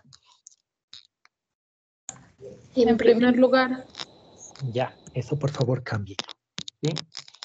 Verán que ustedes son médicos y ya pues, chuta, su lenguaje debe mejorar bastante.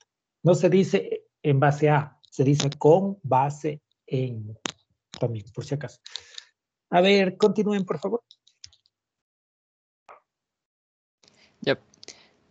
Como les mencionaba, en cuanto a la administración, tanto vía oral como podemos ver en el cuadro nacional de medicamentos, tenemos el metotrexato, tanto en solución oral como en líquido parenteral. En este caso lo óptimo es la solución oral con una concentración de 2,5 miligramos, y por ello la dosis inicial sería una vez al día hasta cumplir los 15 miligramos por semana.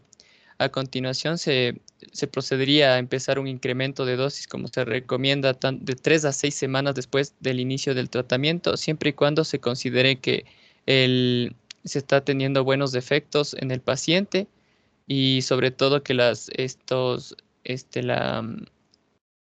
por así decir, las dolencias o los síntomas o signos están disminuyendo, ya no son tan pronunciados como inicialmente los mencionaba. Y sobre todo hasta alcanzar la dosis objetivo, que es la de 25 miligramos por semana, que se irá incrementando conforme evolucione el paciente. Bueno, en cuanto al costo, podemos ver que el metrotexato lo podemos encontrar en comprimidos de 2,5 miligramos en cajas de 100 unidades a un costo de $16.26. La prednisona, que le podemos encontrar en tabletas de 5 miligramos en una caja con 30 unidades a un precio de $3,33. Y en cuanto al ácido fólico, la podemos encontrar en un frasco en tabletas de 5 miligramos, en un frasco con 100 unidades a $1.68, dándole un total de $21,27, que es accesible, pero relativamente es costoso.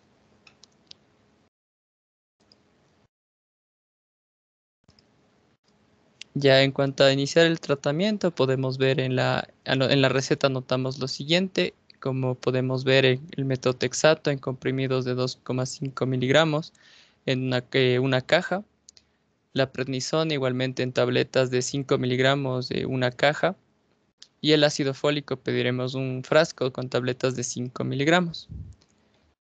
En cuanto a las... Ahí, espérenme un ratito, ¿ya? Ahí la misma observación. Verán, va nombre del medicamento, ¿sí o no? Después de eso, ¿qué va? En la receta.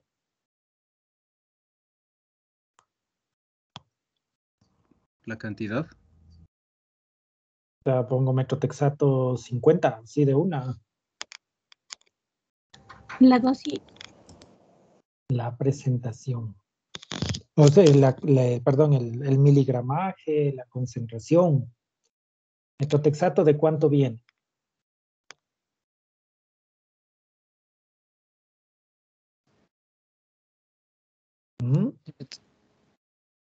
Sería metrotexato 2,5 miligramos.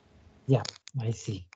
Ahí sí la presentación, comprimidos, y de ahí viene la cantidad de esa presentación, ¿sí?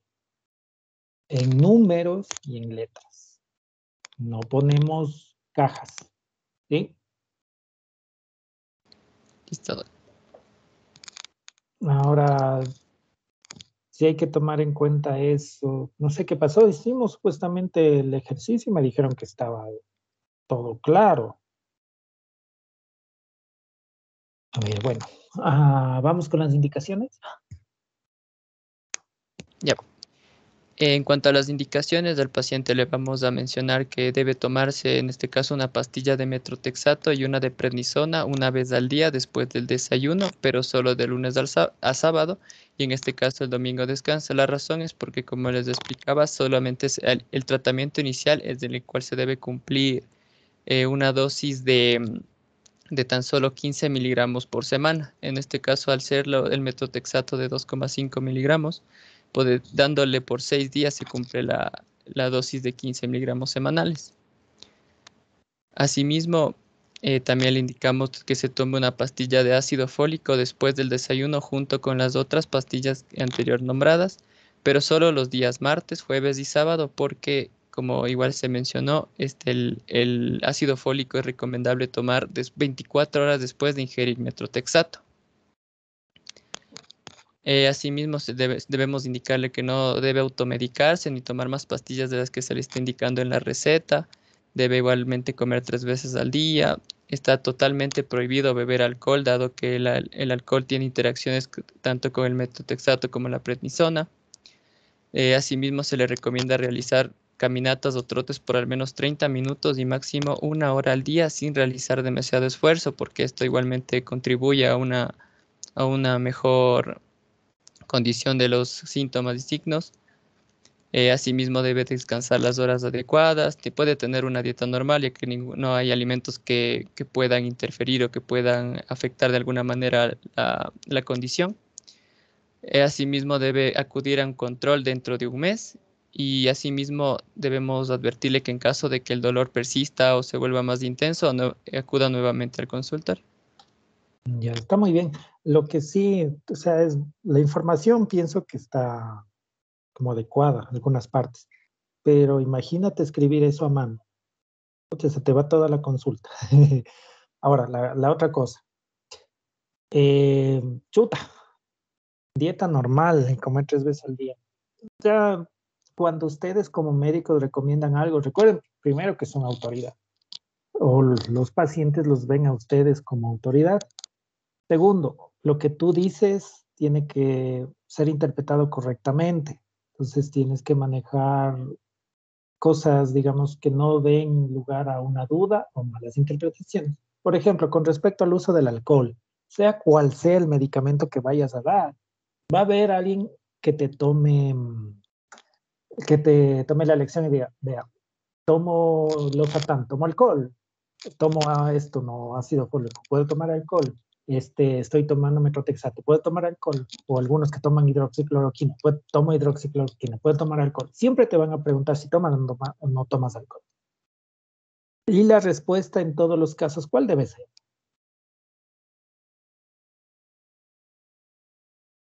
Socialmente.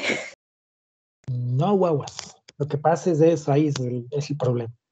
Y tú le dices, pero que no pase de un vasito de cerveza. Cuando dices eso, el paciente tiene la autorización tuya. Como dijo un vasito, después te ofrecen otro, le digo que fue un vasito grande, y ya que me tomé 2, me tomé 3. Y ya que me tomé 3, me tomé la botella.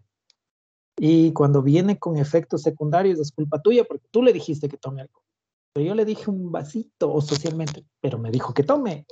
Socialmente para mí es eso, tomarme unas 5 jabas de cerveza. Entonces, es preferible manejar el lenguaje de no se le recomienda que usted tome alcohol en ninguna cantidad cuando tome este medicamento. O sea, no está diciendo se le prohíbe terminantemente el uso de alcohol. Se le recomienda que no tome alcohol mientras maneja estos medicamentos, ¿sí? Si pasa algo, no te va a venir a reclamar a ti. La otra cosa, descansar las horas adecuadas. ¿Cuáles son las horas adecuadas? A ver. Yo también quiero saber cuáles son las horas adecuadas.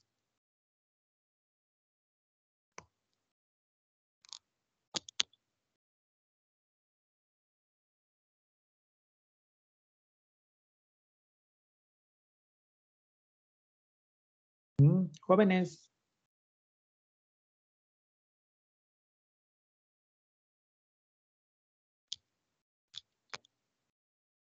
Jóvenes.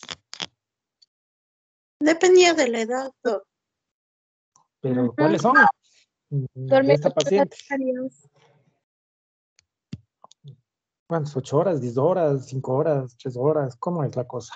Ajá.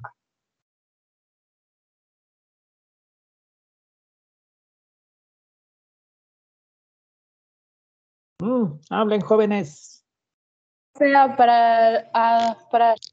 es recomendable dormir 8 horas, desde las 10 de la noche hasta las 6 de la mañana. Ojalá sería bueno. Bueno, todo lo que han puesto ahí en recomendaciones, dependiendo de su hospital, algunos hospitales ya tienen hecho folletitos. Y si no, construyanse su folletito de acuerdo a sus necesidades. Entonces, todo eso que ha puesto el compañero podrían hacerle un folletito. Pero la parte del sueño en todas las personas hay que manejarla. Se llaman higiene del sueño, se llama. Entonces, ahí es un montón de recomendaciones para el sueño, no solo dormir a las horas adecuadas. Entonces dice, no puede dormir, entonces no toma café negro, no cocoa, no dormir de día, no tomar líquido de noche para que no le mande al baño, no tomar gaseosas de color negro, energizantes, bebidas fuertes, caminar media hora diaria, no correr, caminar, No utilizar pantalla de teléfono, no utilizar la cama más que para dormir, no para ver tele, no para trabajar, no para estudiar. O sea, hay una serie de recomendaciones y las podrías tener impresas, es más. Y se las dices al paciente, pero le entregas una copia de eso. Son medidas no farmacológicas que te van a ayudar bastante. Lo mismo de la dieta, dieta normal. Chuta, ¿cuál es la dieta normal? A ver, cuéntenme.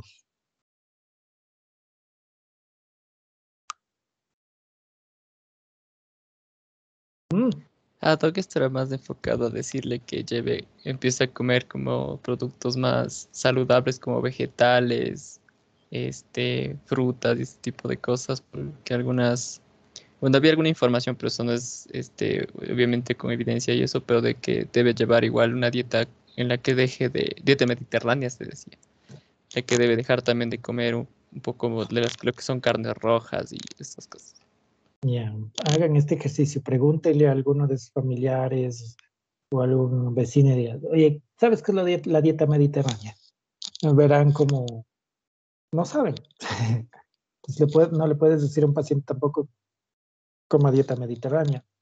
Sobre todo si tienes un paciente que tiene artritis y vende fundas de plástico en la parada o en los semáforos. O señora o señor junta algo de dinero y toma pan con cola. Tienes que ver el contexto. Entonces, no es nada del otro mundo, pero sí hay que individualizar esa parte, ¿no? Y ahí, bueno, continúen, por favor.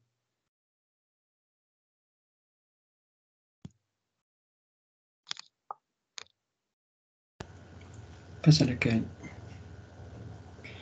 Y dentro de los efectos igual adversos que podría presentar durante el transcurso del tratamiento el paciente, se le debe manifestar igual entre los más comunes para que igual se mantenga prevenido.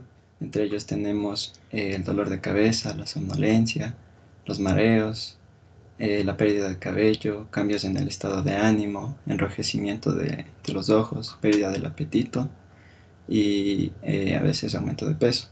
Pero hay que tomar en cuenta ciertos signos de síntomas de alarma que nos pueden sugerir efectos adversos más complicados y que pueden exacerbar el cuadro, como son la visión borrosa, la confusión, convulsiones, síncope, hinchazón, picazón y hasta dolor estomacal. Por otra parte, hay que señalarle la importancia de tomar la medicación al horario establecido. Se le debe de mencionar que si excede el número de administraciones al día de la cantidad del medicamento que ya se le ha prescrito, producirán efectos secundarios indeseables. O si los síntomas no mejoran hasta tal punto que se van a agravar, eso se va a producir siempre y cuando no se respete el horario. O tomar ciertos medicamentos que estén fuera de los antes ya mencionados en la receta. Pueden ocurrir también efectos adversos combinados que compliquen el cuadro, ya que si recordamos al principio en la historia que nos mencionaba el paciente, él se automedicaba.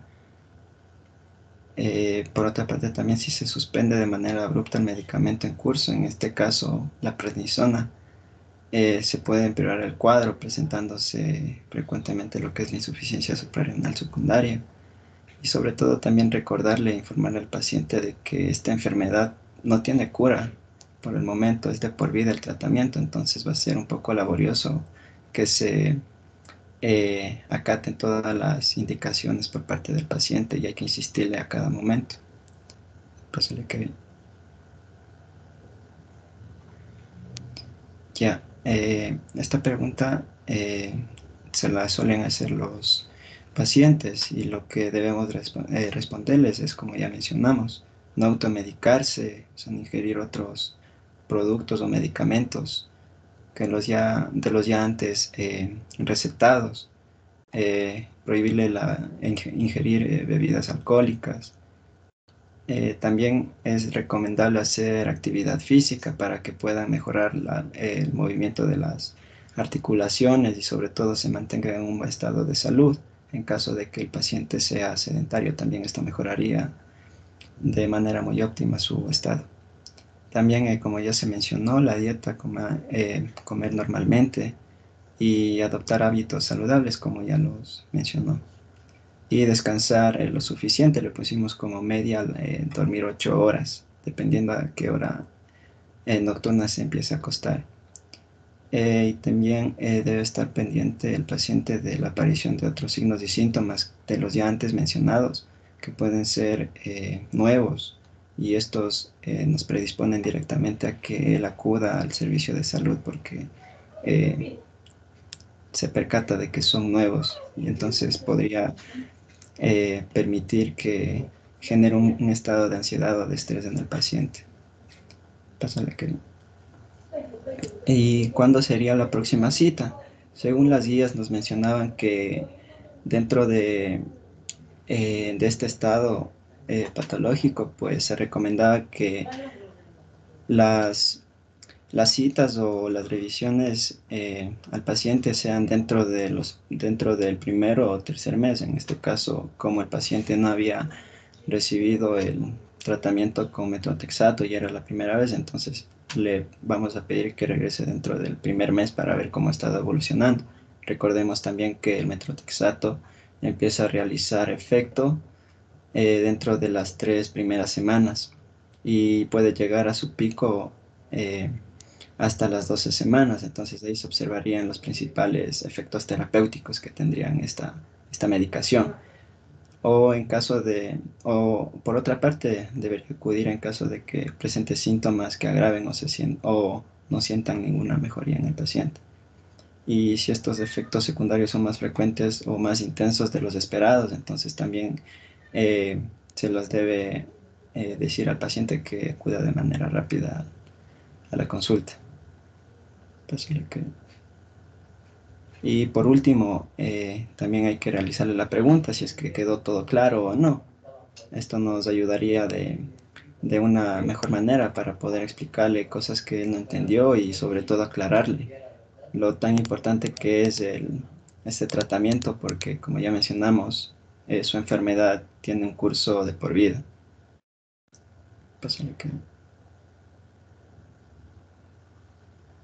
Por último, también la supervisión del tratamiento es muy importante dentro de la supervisión pasiva. Mencionar que siga las instrucciones antes prescritas a cargo y sobre todo las advertencias ya antes mencionadas. En caso de no percibir una mejoría o al contrario que el paciente sienta más molestias y empeore su cuadro, es una de las causas de las que puede ocurrir inmediatamente al médico tratante. Y sobre todo también mantenerse alertas de nuevas manifestaciones que nunca antes haya experimentado. Y por otra parte, la supervisión activa hay que mencionarla también. El chequeo se va a realizar 4 semanas, luego a los 6 meses, luego a cada año. Y también hay que valorarle el estado del paciente, la evolución de los síntomas, evaluar si el fármaco está siendo eficiente y eficaz. Y en caso de presentar inconvenientes, se pueden optar por otras alternativas farmacológicas en base al paciente.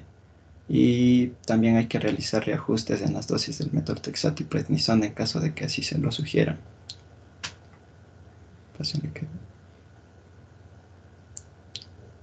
Gracias.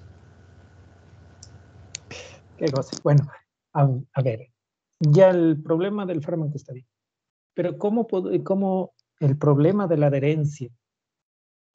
Mientras más largo es el tratamiento, o sea, todas las enfermedades crónicas no transmisibles, diabetes, hipertensión, todo lo que sea a largo plazo, tienen este problema de la mala adherencia. No todos cumplen. Si hay un metaanálisis que dice que más del 90%, según cada estudio individual, llega hasta el 99%. Ninguno de los pacientes cumple exactamente al 100% los regímenes terapéuticos indicados, o sea, en enfermedades crónicas. Y mientras más pasa el tiempo, más riesgo de que no se cumpla. ¿Qué es lo que no se cumple? Los horarios, se saltan dosis, no se toman dosis, se juntan dosis. Cosas como esas sí ocurren en enfermedades crónicas no transmisibles. ¿Cómo podría controlar yo eso?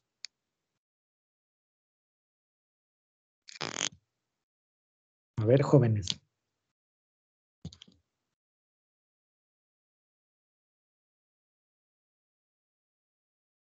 ¿Podría repetir la pregunta, Doc, por favor? ¿Cómo controlo el problema de la mala adherencia terapéutica en enfermedades crónicas no transmisibles?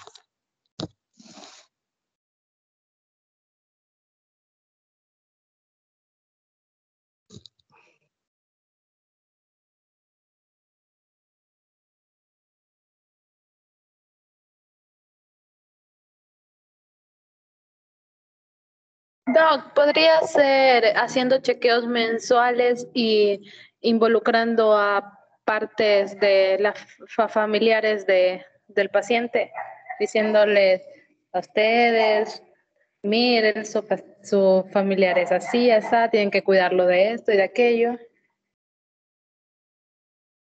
Sí, puede ser una estrategia. Pero digamos que tienes, como se han puesto ahí, ¿qué tal si eres reumatóloga?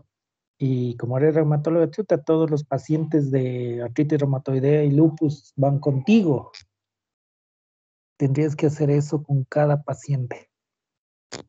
A ver, ¿cómo haríamos para poder mejorar la adherencia terapéutica sin que eso implique un esfuerzo extraordinario para nosotros como médicos? Podría ser tal vez charlas. Muy Tal bien, vez pero sería ¿cómo organizar? buscarle como un grupo de ayuda de Eso. todas las personas. Exacto. Todo lo que ustedes dicen hay que aplicarlo, pero en grupo. Ustedes van a ir, como les contaba, primero a atención primaria en la rural. Algunos incluso se quedarán en centros de salud o sus centros de salud ahí atendiendo, que es donde más se necesita gente. Y ahí van a toparse con ese problema porque tienen consultas externas y están abarrotadas. Y tienes montones de diabéticos, hipertensos, artritis, y no les puedes hacer la charla de uno en uno, no les puedes, como dice, incentivar ir a charla familiar, de familiar en familiar. De ahí las lógicas de tener grupos. Y no es difícil. Entonces, o sea, si tú eres reumatólogo o reumatóloga, tienes pacientes con artritis reumatoidea, les organizas de tal modo que las citas de ellos en consulta externa van a coincidir todas el mismo día, por ejemplo. Entonces vas a ver 20 pacientes de artritis reumatoidea este viernes. Entonces este viernes tú tienes preparada la charla. Entonces les citas a los 20 y les das la charla. Si es que vienen con familiares, haces la otra intervención y anotas en la historia, obviamente. Y has atendido de tajo a los 20 pacientes. Después, individualmente, tienes que seguir trabajando, obviamente, con los esquemas. Los esquemas terapéuticos, en este caso farmacológicos, son individuales. Pero ya has trabajado, como ustedes propusieron, con la familia, has trabajado en lo que es educación a todos los pacientes y no te estás gastando mucho. Y los resultados mejoran, o sea, los desenlaces en estos pacientes mejoran mucho. Entonces, una estrategia que deben aprender a utilizar es lo de los grupos.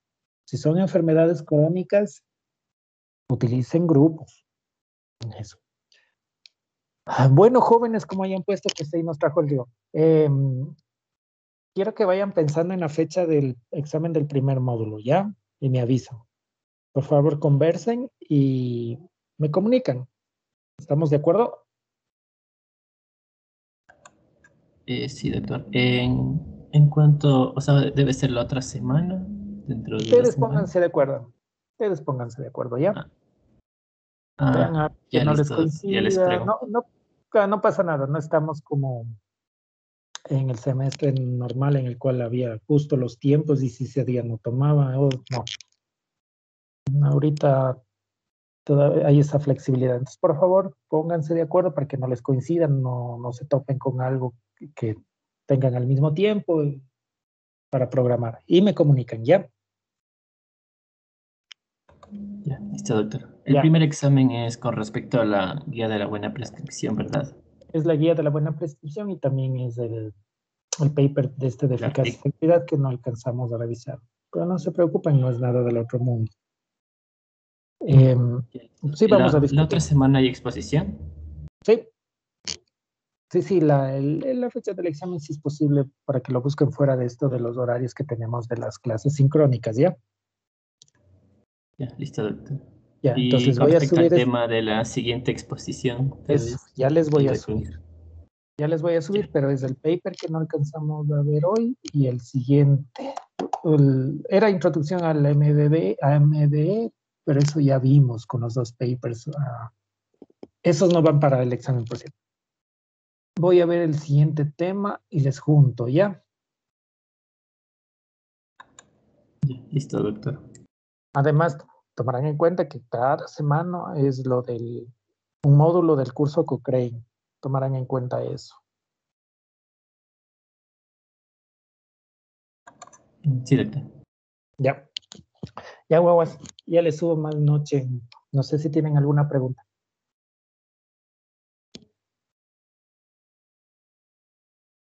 No. Creo que no, doctor. Ya, de los dos grupos, por favor, corrijan esas cosas que hablamos. Las tablitas, les falta a los dos grupos. Esas cosas de los efectos secundarios, que no, los de agudos, que están mezclados con lo crónico. Esas observaciones, por favor, las cambian antes de mandarme las diapositivas. De hecho. Sí, doc. Ya, pues. Ya, guaguas, nos vemos la próxima semana. Cuídense. Hasta luego, Hasta luego. gracias. Hasta luego. Hasta luego, gracias. Hasta luego, doctor. Muchas gracias.